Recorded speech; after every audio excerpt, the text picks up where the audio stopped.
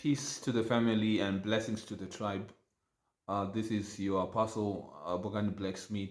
I trust you guys are doing all right. I'm back with another video. On this video, I want to give you some prophetic warnings and wisdom.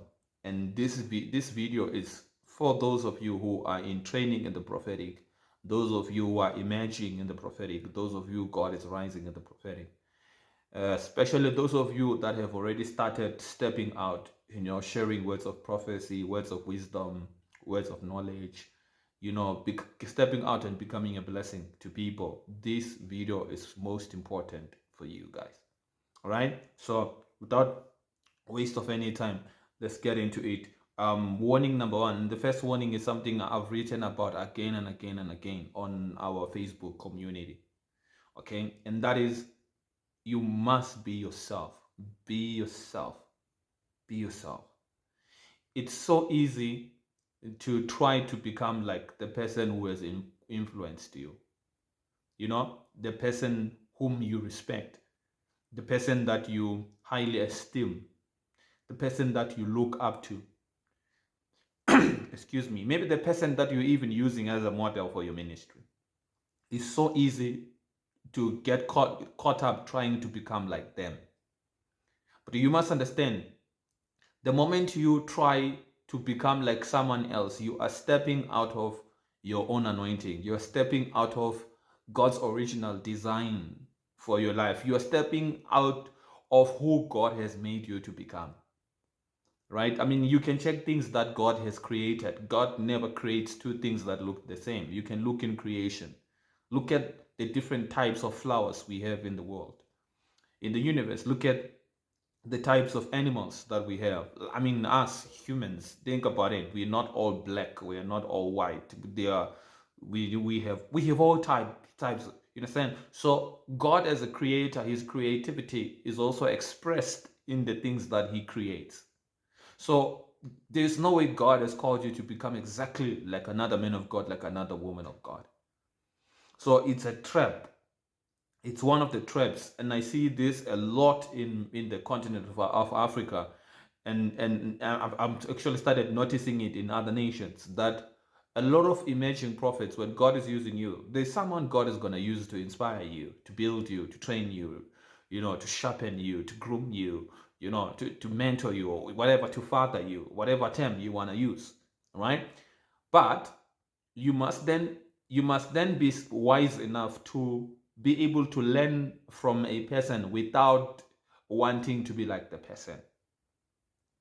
It doesn't matter who that is, even if that is me, right? The fact that you learning from me, you're part of this community, you enjoy the teachings I am teaching you here, it doesn't necessarily mean that you should be like me, right? So, and that's the thing about influence. That's where you have to be careful about influence.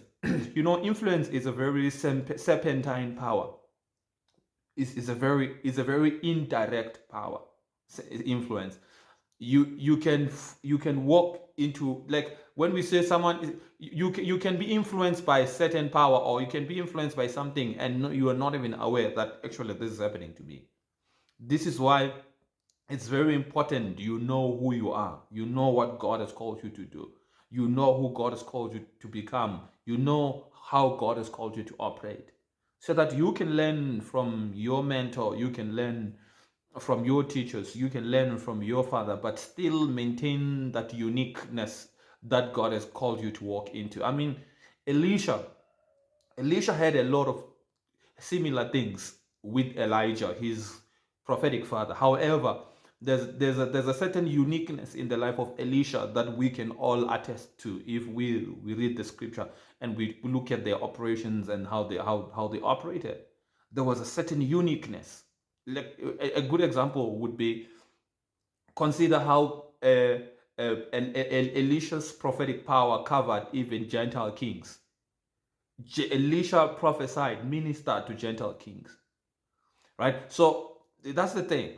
I know that if you follow someone, you're going to be influenced by them, and maybe there's going to be some of the things that you begin to do like them and all of that. But you must never lose the uniqueness that God has called you to walk in, because you will be robbing us of what God wanted to bring through your life based on that uniqueness that God has given to you. So don't rob the church, don't rob the universe of whatever different thing that God wants to bring through you. Okay, so don't get lost, and in your training, don't get lost and trying to become like your masters. Okay, hope you got that one. It's very important. Be yourself. Amen. So God bless you. Let's go to, this is the first warning, right? Now let me give you wisdom. Let me give you wisdom, right? Wisdom. I want you to understand this. This is very important. And in fact, before we get into wisdom, let me give you another warning. Then we get to the wisdom part.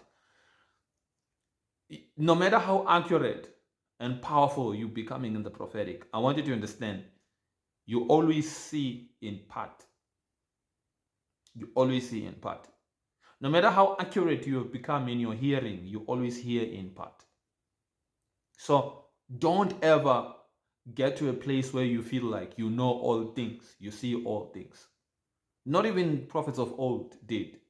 I know there's a natural assumption in the prophetic community that when people are around you as a prophet, they think you're seeing everything that is, is taking place. You're hearing everything. But that's not true, even from a scripture, from a biblical perspective. Consider how when the Shulamite woman's son died, Elisha didn't know. Elisha said to his servant, "She's grieved, and the Lord has hidden it from me. I don't know why is she grieving." Consider how Samuel went to anoint David in Jesse's house, and Samuel nearly chose David's brother. He said, "Surely the Lord's anointed one is standing before me." Consider how Agabus, when he prophesied accurately the revelation, but the interpretation was wrong concerning Paul and him being arrested in Ephesus, in Rome. You see? So these are some of the most powerful guys we know from the scriptures, but there were certain mistakes there that were done. So there has to be a certain level of humility. There has to be a humility in you as a prophetic voice that always reminds you that I'm not all knowing. I'm not all seeing. I'm not the all seeing eye. Those who are watching movies. Amen. You understand? So, and that is going to help you because as you are beginning in the prophetic, you're going to have mistakes. So if you think you are seeing the whole thing, then there is no room for you to be corrected. Right? If you think you're so accurate in your hearing, there's no way you can make a mistake. Then when people have to judge your prophecies, you're going to take that offend. You're going to be offended. You're going to take that personal. So that humility is very important to know that, okay, no matter how sharp I am becoming in the prophetic, I'm not seeing the whole picture. No matter how sharp I'm becoming in my hearing, I'm not hearing the whole thing. Right? Because as you are developing, you must make room for more teaching. You must make room for more grooming. You must make more room for more instruction. You must make more room for more impartation. You must make more room to be taken to more higher, better, the stronger dimensions and levels in the prophetic. But now, if you think of yourself now as start calling yourself major, or sharpshooter or whatever stupid names some young prophetic people give themselves, you're going to have a problem.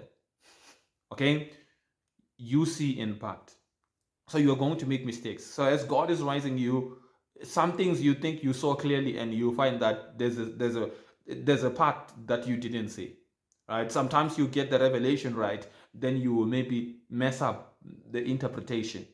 So if you keep that humility to say, okay, I know in part, I see in part.